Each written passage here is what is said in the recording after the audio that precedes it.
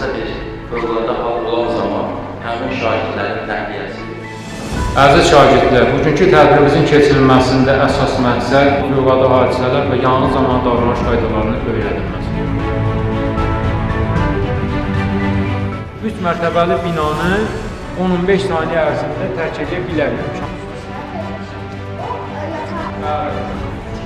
Bizim əgər su vardısa, yemək vardısa da istimənin qollarından yapışıb əyilməliyik və mümkün qədər tez Təhlükə zamanı 112-yə zəng edin.